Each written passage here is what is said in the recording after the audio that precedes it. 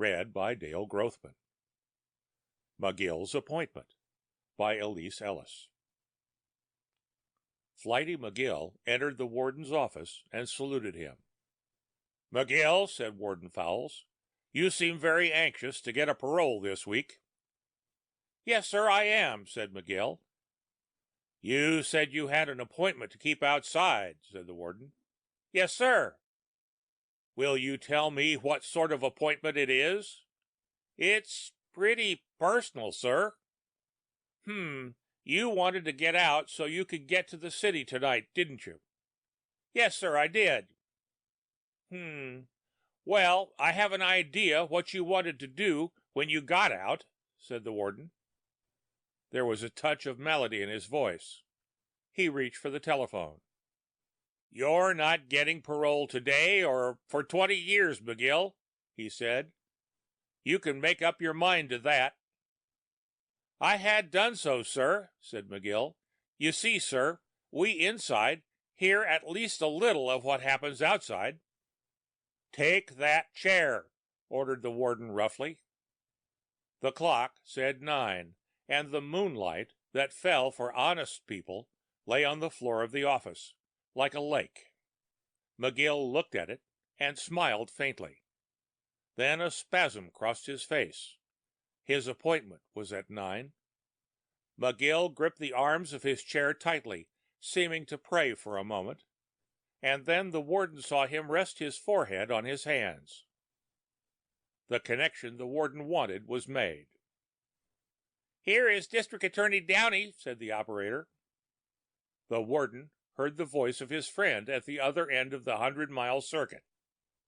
"Hello, Jim," he said. "This is George." "Hello?" The voice was nervous. "What's been done? About your wedding anniversary, Jim?"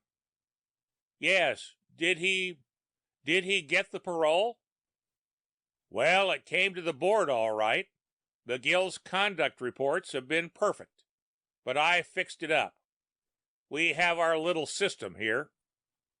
Funny, George, but I feel as if he were on his way here now. You heard about the note I got?" "No, not from McGill." "Yes, it said that he was going to keep his appointment on time, but that he was coming to me instead of to Judith. I never could understand what she could see in that fellow, George. But if we hadn't arranged his little trip, she'd have married Jim, not me. I'm a bit afraid of him. He swore that neither jail nor hell would keep him away. The 5 years are up tonight at 9, and it's just 9 now. I tell you, I have a feeling that he's coming back." "Nonsense, Jim, old boy. I don't know how the devil he got the letter through, but there's not a bit of a chance that he's getting there to— what was it? Choke you? He's sitting here now, not 10 feet from me." "George!" The cry was one of more than human fright. "George, what's that you say? Who's sitting there not 10 feet? "Why, McGill, of course." "George! McGill!" There was a gasping sound. "McGill's sitting right here, Jim, as quiet as a lamb. We've been working him pretty hard. Looks as if he's gone to sleep. Hello? Hello?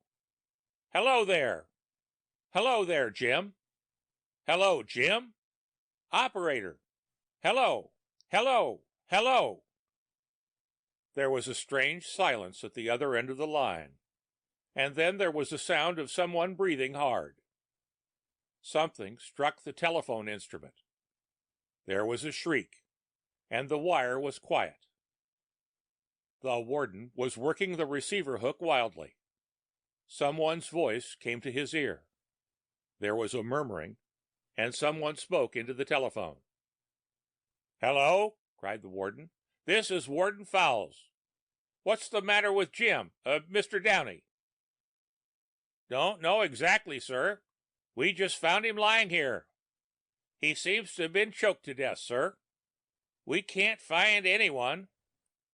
Fowles sprang across the room. McGill's lifeless hand held a vial from the prison hospital, labeled laudanum. The end of McGill's Appointment by Ellis.